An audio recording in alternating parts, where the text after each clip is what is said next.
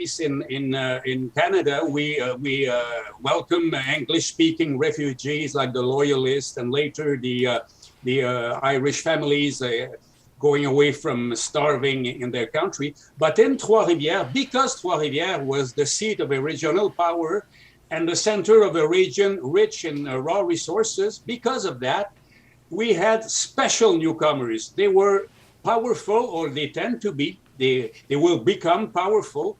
And so you can place them in three different waves. The first wave, of course, is military, because it was a military conquest. So you had all these British officers who became landlords, like Chandler in Nicolette and Cuthbert in Berthierville, or Jeffrey Hall in Sainte-Anne-de-la-Pérade. Some were close to the British Army, like Aaron Hart, our first Jewish person in Trois-Rivières. So this was the first wave, to my opinion, to my vision. The second wave were a generation of entrepreneurs, most of them not even English. They were mainly Scottish. They were from the Scottish part of Berwickshire, which is in the eastern part of Scotland, close to the English border. So they were people like Matthew Bell was born on the English side, but he was the boss of the St. Maurice Iron Works. And you had all the others, the McDougall, the Huliston, the Baptist. They were from the Scottish part of Berwickshire, and they were part of this second generation of Anglophone leaders in Trois-Rivières. And the third generation came with the big business, the big industry at the turn of the 20th century, like Charles Ross Whitehead and John Bradley. Mr. Bradley was from Derbyshire, England. He came here and he left some siblings in the area of Trois-Rivières. I even have some Bradley-related persons in my own family. And Charles Ross Whitehead, of course, was of Scottish origin, but he was the most powerful man in the early 20th century in Trois-Rivières. He was the boss of the Wabasso cotton in Trois-Rivières and Shawinigan, the Shawinigan cotton, the Wayagamack paper. He was very, very influential and very strong and very powerful in Trois-Rivières. And those were the people forming the third generation of Anglophone newcomers to the Trois-Rivières area.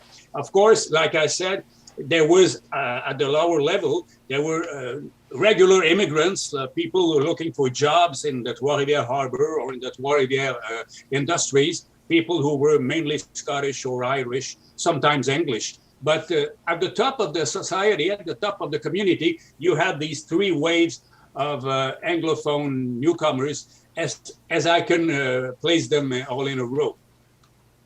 That's it. All right. Thank you very much. So that was sort of an overview of the organization. And as François said, there were, I'm just going to stop sharing screens. There we are. There were a lot of Scots who came to Trois-Rivières. A lot of Scottish people who were brought in, came looking for the jobs, the business opportunities, and so on. On the South Shore, so we're going to go to a second clip soon, Glenn, just to let you know it's coming up. But I'm just going to set it up first. On the South Shore, there were at one time a great many Irish people of Irish descendants.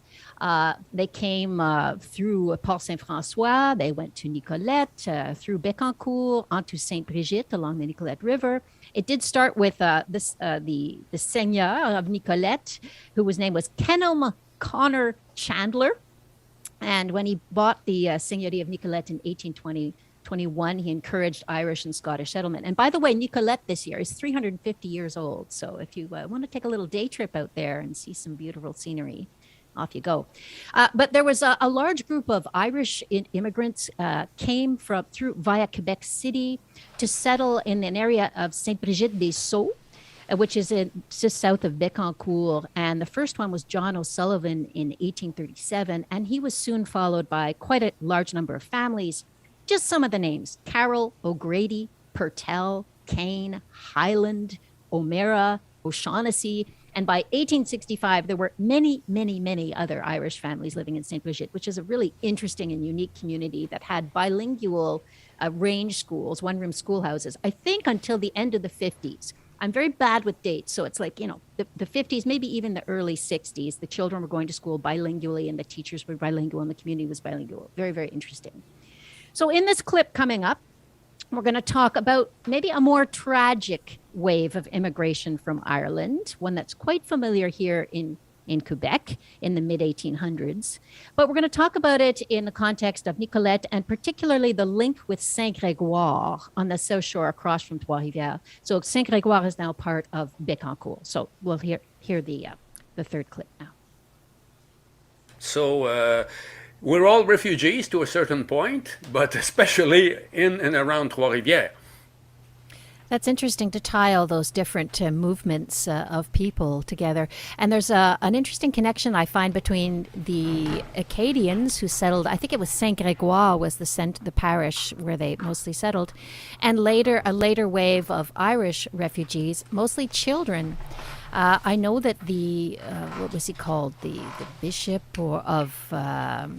of Nicolette was very involved in finding homes for a lot of the Irish orphans to live in. And he went to visit les paroissiens, his parishioners in Saint-Grégoire, who were farmers living on farmsteads, and asked them if they would take a child. And so many of those Acadian families, 100 years later or 80 years later, whatever it was, who had been refugees themselves, who had established themselves in Saint-Grégoire, adopted Irish orphans who were refugees. And so there was a population of Irish in that area. And I think there was also a population of Irish in Saint-Brigitte-des-Sceaux. Yes, on the other side as it well. It went up this Nicolette River. And the thing is that there were giveaways after the Mass. The rector used to say to his parishioners, there will be a giveaway of Irish orphans after the Mass if you want to stay. And there was a giveaway, and it was... Oh, that's so sad. What would they do? They would line up these little children on the stairs? My father said that in my family tradition in Nicolette, it was heartbreaking to see that they were separating sisters and brothers, It was a giveaway of orphans, and these orphans were taken to one family or another family, so it became it was really heartbreaking to see them separated.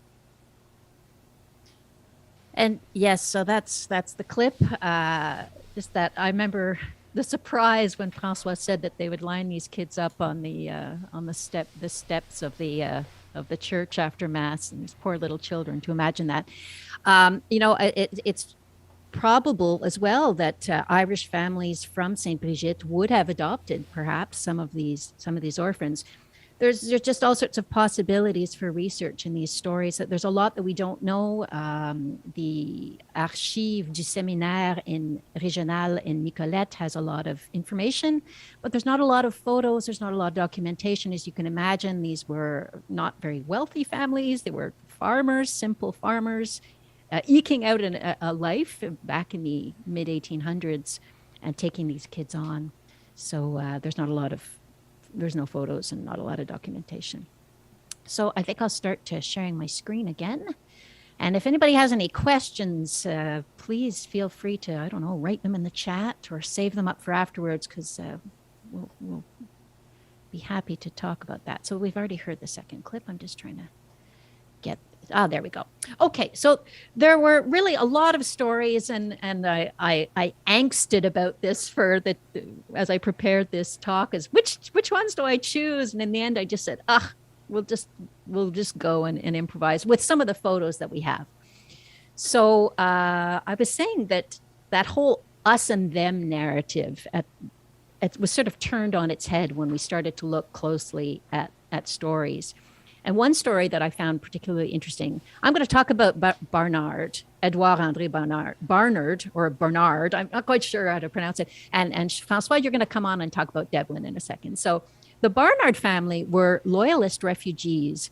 And there was at one time a refugee camp in Yamashish set up to welcome loyalist refugees, Americans who were fleeing the revolution. And it was set up by the Swiss Protestant seigneur, Conrad Gugy, who I mentioned, and the woman he lived with, Elizabeth Wilkinson, who he wasn't married to, who, by the way, became a seigneur in her own right after his death. But we'll talk about that later. Anyway, the Barnard family came over, and when François and I were first talking about the Barnard family, François said, "Oh, they must have been Catholic because they married, they married French Catholic families, and they must have been Catholic when they came." But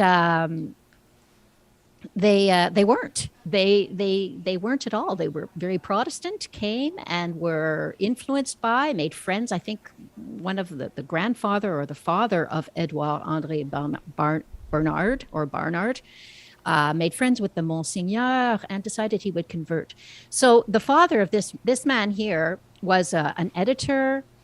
He was an agriculture extension agent. I wrote that he would travel all around giving talks to farmers to help them improve their technology. He wrote the first book written here in Quebec in French on agricultural technology and techniques. And he was a loyalist grandson. His father was a lawyer who was imprisoned in 1838 for taking the patriote side. And so he would have spent some time in the Trois-Rivières jail, which is a museum up there now that's part of the Musée Pup, that if you ever go to Trois-Rivières, you can take a look at that jail. But François, do you want to say a couple of words about Charles Ramsey Devlin? Because you like him. You like him a lot. Of course. You see, he was a firebrand. That's a beautiful expression I didn't know. Yeah, that's a great word. It describes him perfectly. He was a firebrand because, well, listen, in 1907 in Nicolette, the mayor was John O'Shaughnessy, and the member of parliament was Charles Ramsey Devlin, two Irish guys. Devlin, in fact, is a remarkable personality. He had a seat in 3 parliaments of the British Empire. He was first in Ottawa as a member of parliament for the county of Wright on the Ottawa River. Then he was at the Parliament of London. He was representing the county of Galway Island, and he was a Republican, and he was an independentist. He was fighting for the independence of Ireland. And then back to Canada, he was member of parliament for the riding of Nicolette, and he was minister of colonization in the government of Lomer-Gouin between 1907 and 1912. The thing is, he was indeed the kind of person to reconciliate the church and the Liberal Party, because throughout the 19th century, as you know, the Pope has decided that liberalism was a mistake of the century. Syllabus errorum. It was part of the syllabus errorum, communism, socialism, liberalism. So for the liberals in Canada, it was not easy to convince the people, voters who were strongly Catholic, like in the province of Quebec and some parts of Ontario. So a guy like Devlin was important because he was a hardcore Catholic fighting for the Catholics, and he was a liberal. So for Laurier, he was precious, but he was such a firebrand that he's been sent to Ireland as a commissioner of Canada, but he got elected, like I said, in the county of Galway, and he pleaded for the independence of Ireland.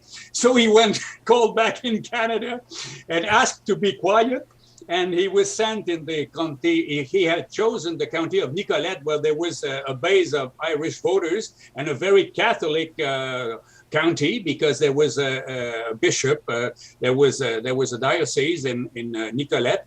And he became a personality, a front personality in the politics of Quebec in these years. And but he died. we have to not tell the whole story. We have to, because there's a whole episode on him. So people have to tune in to hear the end. Okay. What do you think? But go ahead.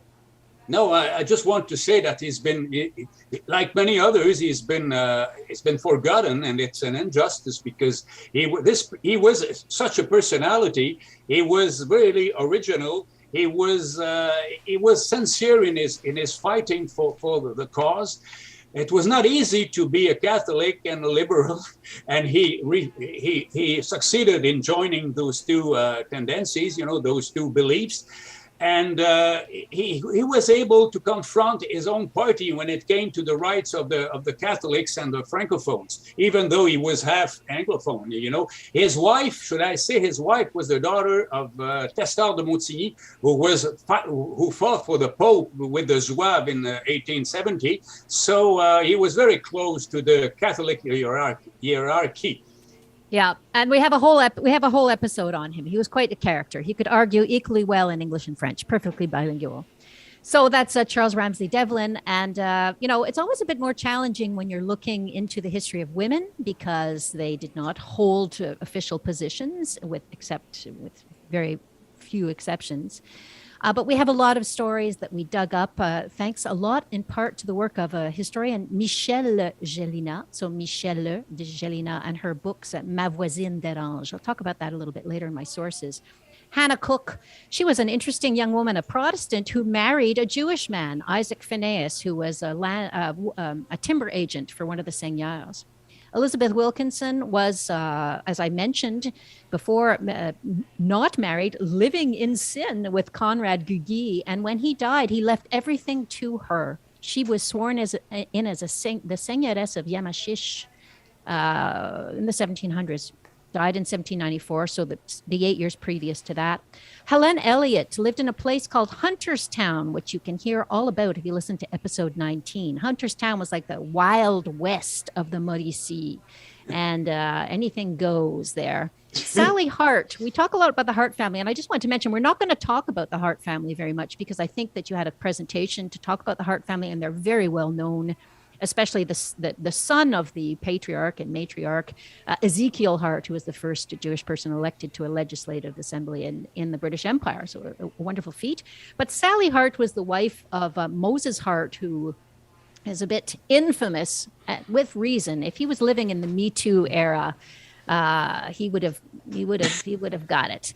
But Sally Hart, we talk a little bit about her and many, many other women. I see that the time is just flowing right on here. Like, and we could just go on forever, but we want to leave a bit of time for questions. One of our major discoveries was the work of a researcher in Leicester in the UK. Her name is Dr. Natasha Stoyce. And she was doing some research into the Scottish women's hospitals that set up in Serbia during the First World War. And Natasha stumbled on the story of Leslie Joy Whitehead. Now, Leslie Joy, or Jo as she was known, was the daughter of industrialist Charles Ross Whitehead, famous Wabasso cotton, linens, and so on.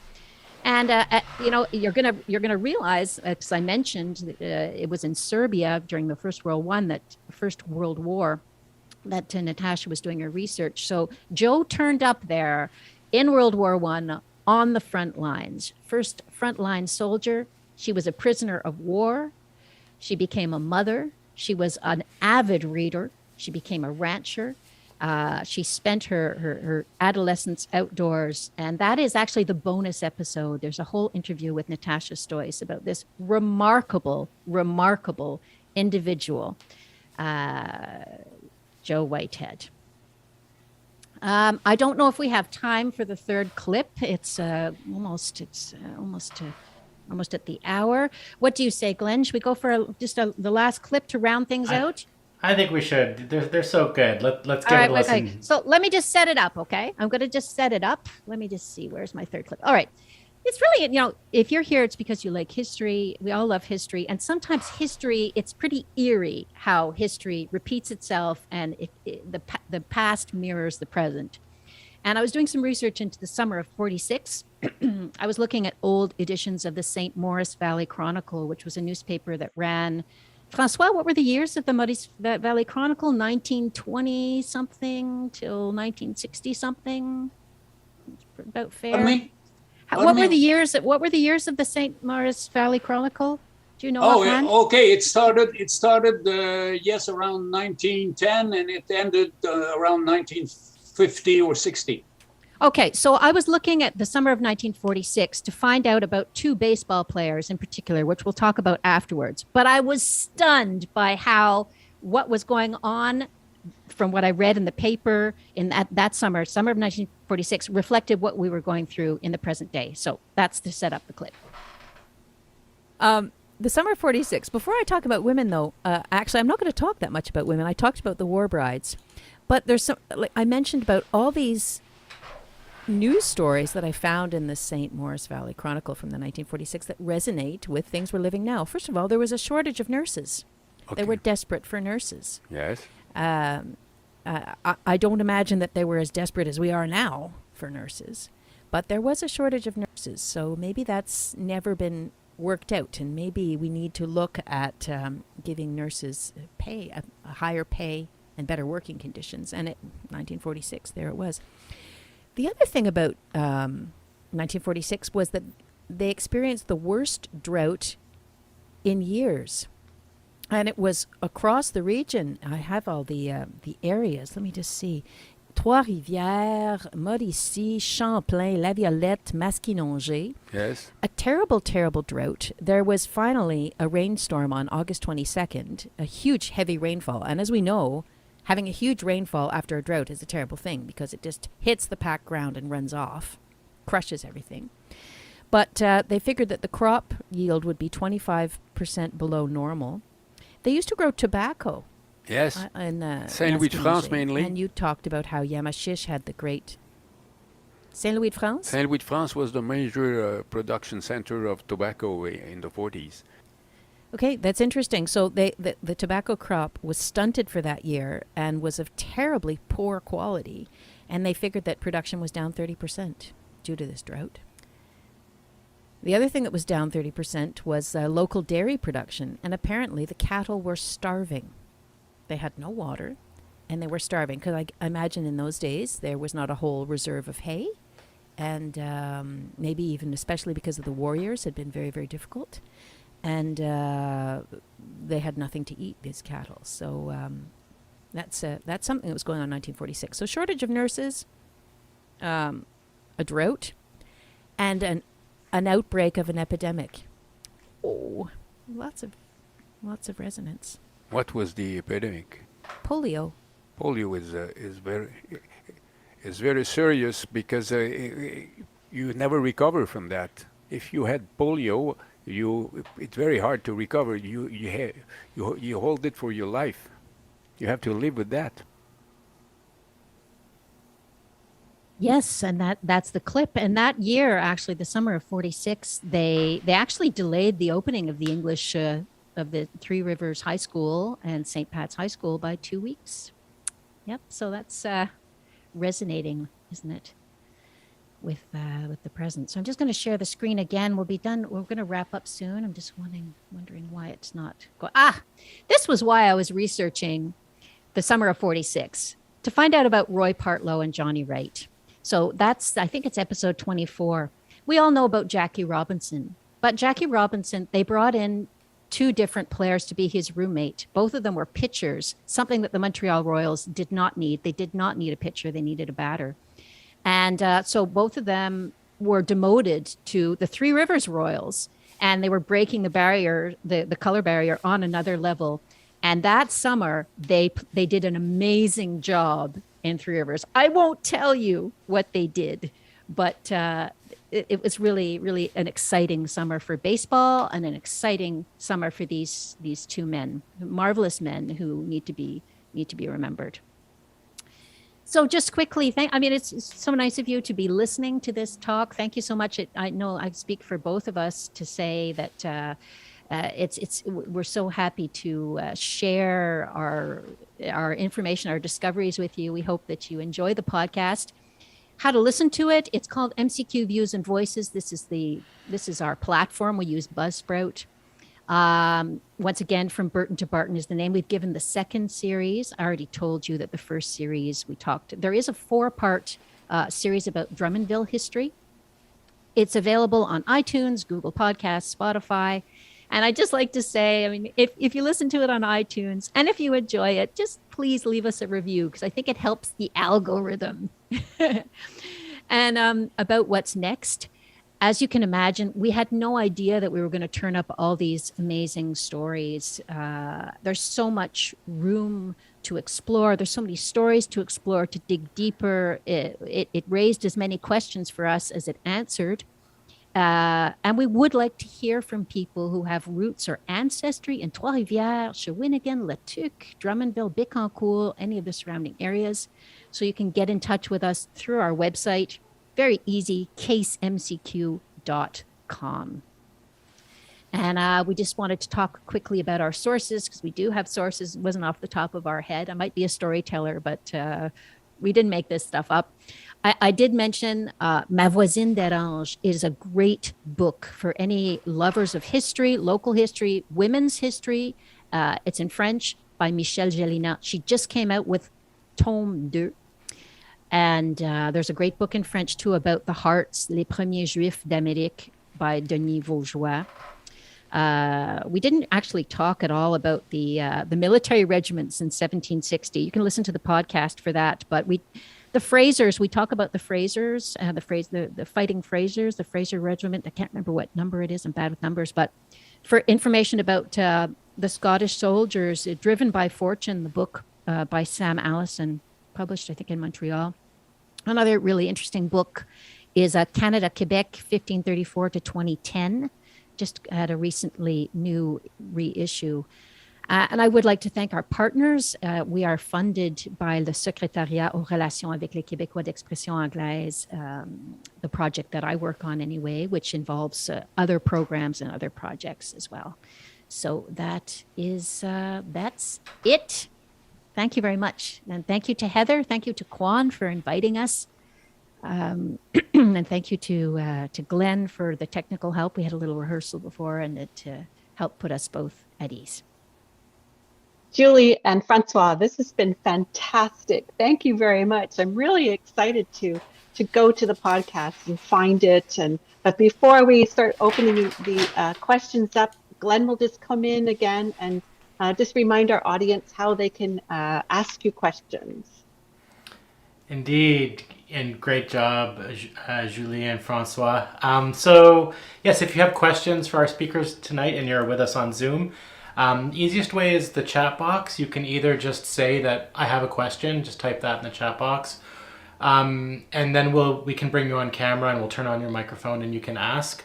If you're a little camera shy, you can type out your question in the chat box, and Heather or myself will relay it to our two speakers tonight on your behalf. Same goes for if you're watching on Facebook Live. Just leave your question in the comment section and I'll do my best to get over there and I'll relay it on your behalf. So Heather, you and me are always burning with questions, but I'm gonna let you go first. Thanks, Glenn.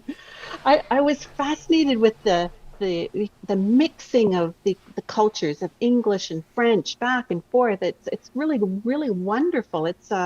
It seems to be such a rich history, Julie, and I wondered if that's still a reflection in the region today. Is there that mixing of English, Irish, Scottish, French, English speaking? What is it like today there?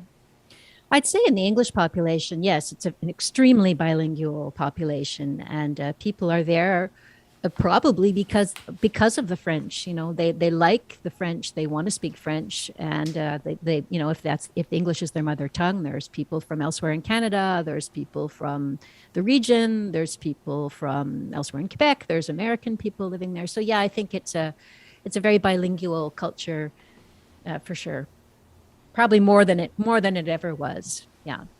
Yeah. No, it's just it's wonderful that you found such a rich connection with people back and forth in the cultures, and like you said, religion seemed to be the hang up, although not for everyone. Obviously, there was some really free thinking people. I mean, imagine just living together with your partner, and rather than getting married. I mean, that was shocking for Protestants and Catholics, I'm sure, at the time, right?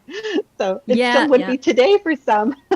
No, exactly. And I think when you look at it, it shows that there was a society. It was, a bit of a frontier mentality, a bit of a society in upheaval, and people were just throwing off those rigid strictures and appreciating it. And I mean, there weren't priests around all the time. There was no one to marry them, and they just decided, well, we're not going to wait for the priest to turn up. We'll just live together. Yeah. And not everybody lived together. Obviously, it wasn't a free for all. But the fact that it wasn't just one or two people, I mean, Burton, the governor, was living with his secretary's sister. So yeah. Yeah, it's quite fascinating. Are the people that you've discovered, are they buried in the region? I'm a big fan of cemeteries, so it'd be interesting to see if we could go find some of their gravestones. There is an old cemetery. François is going to talk about it. You want to talk about it right now?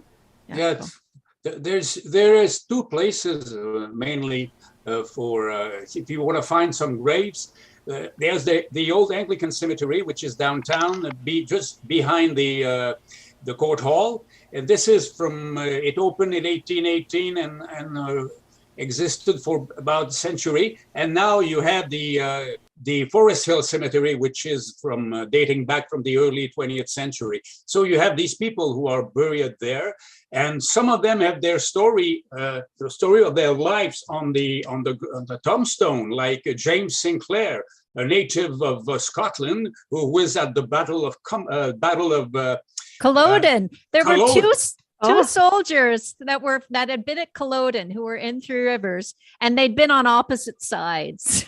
Oh my gosh. And there's some sort of tale of them parading around with their tartan on, which was of course banned back in Scotland. So there's an opportunity for them to wear their tartan. And yes, the story of Sinclair is written on the tombstone. And Forest Hill Cemetery, my family's originally from Trois-Rivières. I wasn't born there, but my dad was, and grandparents going back. So the Forest Hill Cemetery, I went to visit recently with my uncle, and there's lots of old stones. There's the Baptists who were set up pulp and paper and were very instrumental in setting up business. And you see generations of Baptists, and you see that you can discover some family stories there too by looking at the age at which people died, which was not always all that old. No, that's true. That's true. I thought it was very interesting too, Francois, how you looked at it in waves of immigration. I thought that was very clever, because that it sort of helps you divide what you're seeing as well, and the people that came in the earliest days with the military wave, and who were the influencers then, and then the entrepreneurs, and then the industrialists, and underneath all of that, the poor, the Irish, and so I thought that was a very clever way to develop the podcast, develop the history, and quite brilliant. So I just wanted to mention that. I'll just pass it over to Glenn for a second to see if there's good. I see there is a question. I see one, in. But there's one on Facebook too. So I'm going to read that. Great. Lorraine O'Donnell from Concordia has a question. Let me just read it for you. She says, "Hi, thanks for tonight's talk and the great podcasts, which I've been listening to while walking along the St. Lawrence in Montreal. My question, is there any evidence of early community organization, for example, labor groups, women's associations, etc.?" Oh, that's so interesting, for Lorraine. As I said, that this podcast this is just a start, a base for us to do a whole lot more research. The interesting thing about Trois-Rivières, François and I got talking about unions a couple of times in some of the podcasts. And if you look at the old issues of the St. Maurice Valley Chronicle, it was radically anti-union. So very, very, very against the unions. But I don't know, community organization, that's probably something we'd have to look into more. François, do you have any? Yes. Yeah. I can assure you that in the 19th century, the Anglophone community was very well organized, better than the French community, because the Francophones used to lean on the clergy, on the Catholic Church for for sports or leisure or culture, but not the Anglos. The Anglos have their own organizations for cultures, for sport. They founded in Trois-Rivières. They were at the origin of most of the sports who were popular in the 19th century in Trois-Rivières. They had the cabinet de lecture, how you call that, the reading cabinet. Reading groups, yeah. Reading groups with newspapers from all over North America and even from Europe. They were very well organized, and the Francophones, after a while, decided to join to do the same. So in the 20th century, you had more secular organizations for the French-speaking population. But in the 19th century, obviously, if you want to do something outside the authority of the clergy, you had to be Anglophone in Trois-Rivières. I have a question going back. Sorry, just a little postscript on that. In episode 14, it's called The Sporting Life, and we talk about the advent of a lot of sporting clubs, like racket clubs and all that. And there's some interesting anecdotes in there as well. I had a question, Julie. You mentioned the anti-labor stance of the newspaper. I was just curious. Would that be because I know like pulp and paper was huge up, especially around Shawinigan, that whole area? Was that because the paper was owned by the people running the pulp and paper industry? Yeah, I wouldn't be able to venture too much. I haven't looked into it. I don't know enough about it to comment. I was just looking through these old editions, and there'd be an editorial from the perspective of a sympathetic, democratic, loving scab, for example. Okay. Which anyway. Yeah. Yeah, I almost wonder if it was a company paper, effectively. No, I don't think it was. I don't think it was necessarily, but yeah. Okay, very good. We have some questions here on Zoom. So, Vicky, just give me a moment. I'm going to unmute you, and if you want, you can also start your video. Hey, Vicky. Hi. Welcome. Okay. Wait. Okay. I can't start my video. Oh, that's my fault. Give me a second, Vicky. Okay, you should be able to now. Okay. Thanks for the reminder. Okay, thanks. We see you. You mentioned in the first of all, thank you for this wonderful presentation. It was amazing, and I wanted to ask you. You mentioned about the interreligious and mixed relations between the couples. One English, one French, or maybe Scottish and Irish, or others. Did you find in your research maybe other type of relation? Did they for instance, that have shared practice of sports or other activities that they got along well between themselves? Okay, so besides, you mean just to say that marriage. Besides marriage, would there be any mixture, like on a political level or on like friendships or anything? Yeah, that's interesting. I don't know. François can maybe answer that, but I know that I was talking about the episode that talked about the sporting clubs, and it's one of my favorite anecdotes from the whole podcast is that they had two snowshoeing clubs. I mean, it was a small place.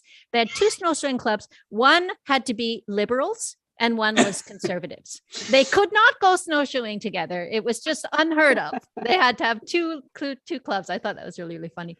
But I mean, François, do you have other examples of? Yes, the Board of Trade, the Chamber of Commerce, was founded in 1882. It's their anniversary now, 140 years. And this was really mixed because the majority of the big business people were Anglophones, but they had to lean on the Francophones, some Francophones who were also in business, but who were also close to the people, close to the medias, close to the clergy. So when the Board of Trade is founded in Trois-Rivières, Alexander Baptist was there as an Anglophone businessman, but his partner was Telesphore Normand, who was a notary and an investor in railways and things like that. So the Board of Trade was really a place where they can mix together and have success. I mean, it was good for Trois-Rivières to have such an organization which was bilingual and representing both communities, Thank you so much. There was another, like this book that I mentioned in Ma Voisine d'Orange from Michel Gélinas in the second volume, which I haven't read yet, but I've heard one of the stories from it. And there was a woman, a New York socialite who bought property up in the Haute-Mauricie, so near La Tuque. Her name was Anna Stilton or Stilson, or can't quite remember.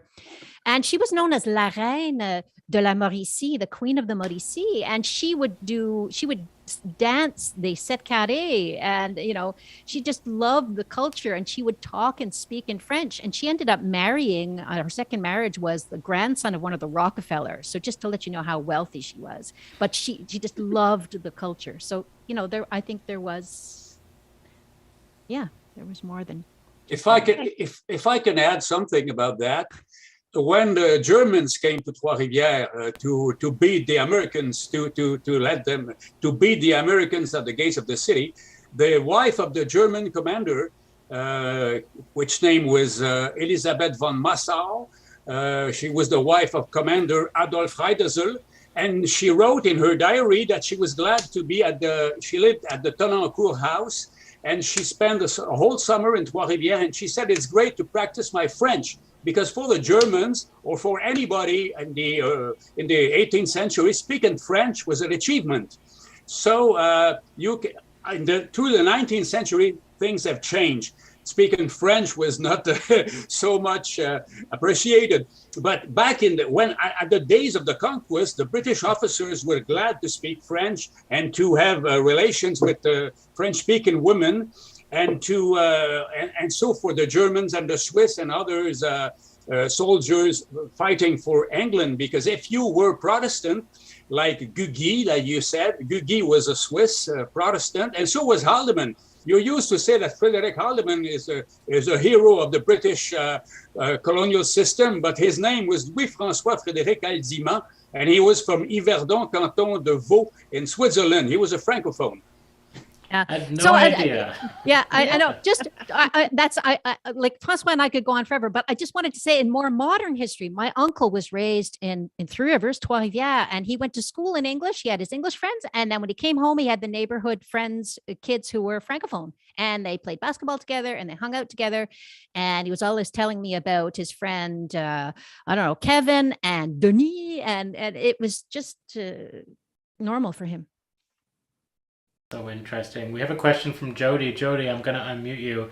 And if you want, you can turn on your video, but you don't have to. Okay, I will turn it on. I don't know what I look like, but okay. Welcome, Good to see you, Jody. Yeah, here we go. There we are. Okay, yeah. So, well, first of all, thank you so much for this. It's been fascinating and just so interesting to see the way that you've approached doing a local, not local, but sort of a regional history podcast. I keep trying to pitch this to my boss as like an interesting adventure in our own area, and I keep getting shot down. So I'm very excited to go and listen to yours. So that way I can sort of prove that it's a formula that can work if you have two really good hosts. And anyway, but my question was with regards to the marriage records and the fact that there were these couples who lived as a couple out of wedlock for their entire kind of coupled lives, which is so fascinating to me, I guess. And I work I work as an archivist, and I do a fair bit of genealogy, and I work with church records a lot. And I guess how did you know that it was a case of them living out of wedlock versus them just not being able to find their marriage record? Because sometimes I can't find a marriage record, and I think maybe they just never got married, but nobody, I just, I wondered if there's a way, how you sort of determined that it was like really, it was out of wedlock versus maybe just can't find the documentation for it. Well, that's a great question. François, did you want to answer? Or there's one thing I know, because I'm an old Roman, and back in the days of Rome, an officer could take his wife with him when he was on campaign, because it was for an officer, could it be Roman, British, French?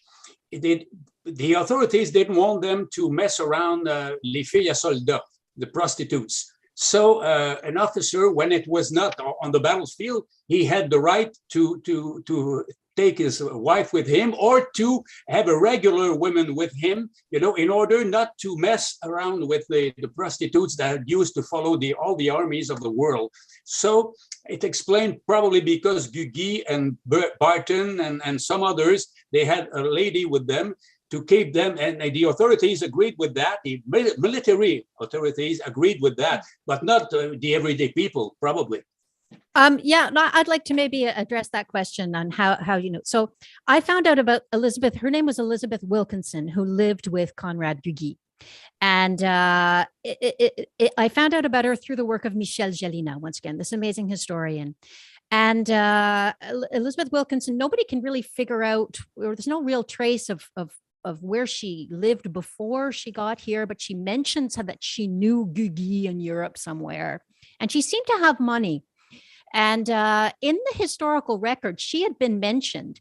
And since the history was written by men, she was often just sort of like, oh, you know, the concubine, oh, that woman, oh, she must have done something, you know, the womanly wiles, you know, she must have been cheap because she didn't marry him. So there was that sort of historical record. Michel Gélina looked at it again and said, how cheap was she? And if you look at it from a woman's rights point of view, if she had money, there was a suggestion that she was the one who was funding Duguay, like so that he could buy the seigneurie, so that he could exploit the ironworks, and it was her money, and she's always referred to as Miss Wilkinson. She's never referred to as, you know, Madame Duguay and that sort of thing. And he leaves everything in his will to her. They never have children, and you know, as a woman, you'd think, well, if she had money, if she had gotten married, it would have fallen to her husband. It would have become his property. And so she wanted it.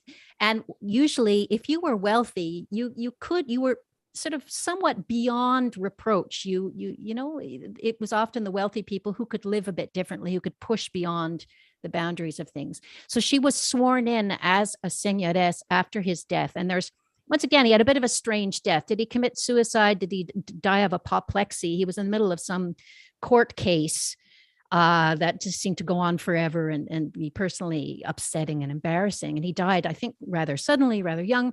And she was sworn in Quebec City. So it's in the records. And she wasn't La Veuve Duguay. She was Elizabeth Wilkinson. So it's a great fascinating question. Yeah, thank you so much. Yeah, thanks for the question. There was another one on Facebook. I'm going to read it from Pierre Mess. He asks, a good part of what is today the Centre-du-Québec was once part of the Eastern Townships that were reserved for Loyalist settlers. Does that have to do with the proportion of English speakers in the area these days? I guess he's asking if there's a historical link between the that early Loyalist history and the English speakers that are there today. Well, you know, the Eastern Townships are a really huge region. And so the Centre-du-Québec too, I think they had different waves of immigration from different places. And I'm not familiar with the history of the whole region. An interesting thing about Drummondville, well, anyway, let me just go back a bit. An interesting thing about our region is that Drummondville and Trois-Rivières have completely different histories. Trois-Rivières was founded in 1634 as part of the seigneurial system and became part of the seigneurial system. Drummondville was founded as like a township, 1815. So much later. And as part of a township, and Drummondville was a military settlement as well. It wasn't really a loyalist center. It was soldiers who had fought at the Battle of Chrysler Field in the War of 1812, who were decommissioned and were told, here's a sack of potatoes and a shovel. Here's your patch of land. Go and do something. And you'll listen to the episodes that we have on the history of Drummondville. So, and there, you know, Inverness, which is in the Bois Franc, they're near down near Plessisville, Princeville, that has its own history. South Durham has its own history. I don't think South Durham, like those little villages, Durham Sud, Kingsey, St. Felix de Kingsey in the Centre-du-Québec, where there are Anglophones, that's not loyalist. I might not be the person to answer that question, but it's not.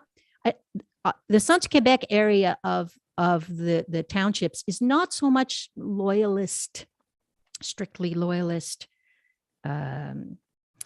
ancestry, but you know, I don't know. I'm talking through my hat at this point, so sorry about that. No, I think you're right. Actually, it's, you know, the loyalists came in, but then perhaps their children moved on, and of course there was Irish and Scots coming in, and Americans who you wouldn't consider them loyalists. Sometimes they're given the name of late loyalist, but they were coming in and like you know, 1805. And so that's beyond the Loyalist period for why you would be coming. You weren't fleeing the United States and losing all of your property. They came in with property and came in with a vision to settle here. So I think you're right, Julie. It's a complex history, though, and so some, yes, probably can claim their heritage to Loyalists, but not all, for sure. Yeah, and not so much in the Centre-du-Québec region, I don't think. Yeah, I agree. I think they were coming maybe from, there was that Craig's Road that was open in the early 1800s. People were coming from Quebec City, like at Saint-Brigitte-des-Sceaux, the Irish that are there just south of Bécancour. They were coming from Quebec City. They'd come from Ireland to Quebec City, nothing to do with the famine, had way before then, and then move in family groups to Saint-Brigitte. So yeah, good question. Right. We have a question from Yves on Facebook. He says, je ne sais pas d'où venait Ezekiel Hart. J'ai projet de lire le livre de Denis Vaugeois, mais c'est en quelle langue il parlait lors de son arrivée? Anglais, français, yiddish ou les trois? Comme marchand, il devait être multilingue. Les membres de sa famille ont-ils été éduqués dans les écoles anglophones? Thank you, Yves. Merci. Great question. François? Yes, well, listen, Aaron Hart was a Jewish guy from New York City. He was fluent in English, of course, but he took French easily because in business, the Jews used to be cosmopolitan. So he took French easily. His sons went to school mainly in English, but his daughters mainly in French, with the Ursuline sisters in Trois-Rivières. So there was a mix of French and English. And also, there's a strange thing about when they opened the synagogue in Trois-Rivières, the ritual was Portuguese, which is quite strange. But after a while, I discovered that the Jews from New York City were originally from Brazil, because in Brazil, there was a Portuguese Catholic Inquisition, and the Jews had to leave Brazil and to settle in New York City. So they had the Sephardic Portuguese ritual in their synagogues, and maybe it's the reason why the Harts in Trois-Rivières were Protestant ritual. I don't know. No, Portuguese. I'm not sure about that because they had connections to London. Aaron Hart, he came over to make his fortune. And as you know, in those days, the men had to make their fortune before they got married. When he made his fortune, he went to England to get his beautiful bride, Dorothea Judah, who was the sister, I think, or the niece or some relation to Uriah Judah, who was Aaron Hart's business partner, and she was 20 years younger than him. So was it Yves who asked the question? C'est un très bon livre, Les premiers Juifs d'Amérique de Denis Vaugeois. C'est vraiment bien fait. It's a great book with lots of documentation and plein d'informations. So bonne lecture. Yeah, I want to say we had a talk with Janice Rosen from the Canadian Jewish Archives a few months ago on this series, and she talked about that, why the early Jews in Quebec were of the Sephardic rite. You can ask her, she's a wealth of knowledge about that history. But I will say that in Montreal as well, the first Jewish community, also their synagogue, which still exists today, it's in Côte-des-Neiges, is the Spanish and Portuguese synagogue, so they followed the same rite. The Ashkenazi wave came a little bit later. But yeah, great question, Yves. Merci beaucoup. I actually think that the youngest Hart daughter married a Francophone. So I think her name was Catherine. So there you go. I'm looking forward to hearing more about what happened to Sarah Hart. That's an intriguing little breadcrumb you left us. So. Yeah, well, wasn't the happiest story, I must say, because we often tell the story of Moses Hart as, Moses Hart, what a character, ha ha, he was a womanizer and he had all these children out of wedlock, and it's sort of like a slap on the back, sort of, oh, ho, ho, what a character. But really, if the man was alive today and the Me Too movement, he would have been, really brought to justice, I hope. And Sally Hart was his wife, and she had a terrible, terrible time. Mm. Well, but completely the opposite to Ezekiel Hart. I mean, his two brothers couldn't have been more different. Ezekiel Hart, his wife was Frances. He met her in New York City when he was studying there. And I don't know that she was the first choice of the parents. I think that she was maybe not from the wealthiest of families, but he loved her and he was faithful to her. They had a great many children. He was a very cultured man, Ezekiel Hart. I think he had one of the largest, if not the largest library in the Mauricie. And when he died and they had to, they go through all the stuff, all the, what are the biens. I think there were 9 pages books. Oh boy. Or something. I'm bad with numbers, but he just had tons and tons of books. And so 2 brothers couldn't have been more different. Yeah, interesting. And as Glenn said, if people want to know more about the Hart family, they can contact the Alex Dworkin Canadian Jewish Archives in Montreal and speak to the archivist Janice Rosen. Are there any more questions, Glenn, on Facebook? No? I don't see any more. I'm going to check quickly, but I believe that's it. I mean, this has been a fascinating discussion with the both of you, and I'm so excited to found you. I'm looking forward to finding this new podcast. A book, Glenn and I like to do that, and I'm sure our audience does as well. And we'll be able to put the link up, I think, Glenn, to the podcast so that people can find it. And I also have a lot of questions about just how you do podcasts as well. But maybe, Julie, if people have questions, they can contact you at Case directly on the kind of equipment you need, the platform you use, all that sort of technical stuff, because some of our listeners today are representing other organizations and maybe not know how to start building a podcast series. But it's such a wonderful idea for historical societies to try and do, especially since the pandemic, and we're trying to come up with new ideas for how we can reach people. So if that's okay with you, we'll make sure that people know that they can contact you directly and perhaps create something as marvelous in their own region and start exploring people, women and men, and French and English, and combine those wonderful stories that you and Francois have created.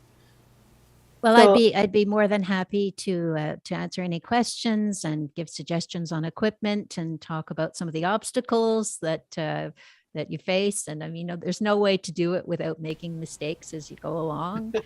And ourselves in the podcast, we sort of worked our way into it. And by episode 3 and 4, we're starting to feel a bit better, maybe 5. But yeah, and it's so much fun, and podcast can be 10 minutes, it can be 40 minutes, it can be any length of time, and it is so accessible. And editing it, well, you can learn how to do that. There's programs out there that can do the editing for you. You end up with something that's a bit more sort of cut and dried, but it's a great way to start. Wonderful. And I never even thought you would have obstacles. That's how seamless it all seems. And the way you've presented it couldn't be you had any problems. Oh, no, we had much thicker hair before the beginning of it, but we just pulled it out. Oh, no, that's great. Yeah, we just would like to thank you too. It's been really wonderful to share, our podcast and to have people listen to it. And we really appreciate any feedback anyone wants to give us. And we love sharing these stories and hope to dig, deeper, go further. Oh, no, that's wonderful. And I assume some of our audience tonight may have never actually listened to a podcast. And it really just is a click and listen, isn't it? It's really easy to do. And it opens your mind, opens your world. So we'll make sure people get the link to get to you. If this is their first podcast, it's going to be a really good one. So thank you both for a wonderful presentation. It was really it was wonderful to speak to you both this evening. It was really great. For those of you that are interested, we have one more to come, one more in our series this year. It's happening on this Sunday. And it's with Mile End Memories. It's called Mile End Memories, Preserving Montreal's Historic, Diverse, and Creative Community with Justin Burr, this Sunday, May 1st at 1 o'clock in the afternoon. And that's our last one for the series. So it'll be great if you can join us again. Thank you all, though, for coming tonight. Thank you again, Julie and Francois. Thank you, Glenn, as always, for keeping us all connected and keeping the conversation going. And if you have any questions, it'll be up on the Facebook page. This this presentation, you can go to our Heritage Talks Facebook page and click on the link that will be there to listen to the podcast and to get in touch with Julie to ask questions about how to do podcasting. And if you'd like to become a member and check out Quan, don't forget to visit us at our website at qahn.org. Thanks again, everyone. Have a good evening. Bye for now. Bye. Take care, you two. Good night. Good night, everyone. Thank you very much. See you next time.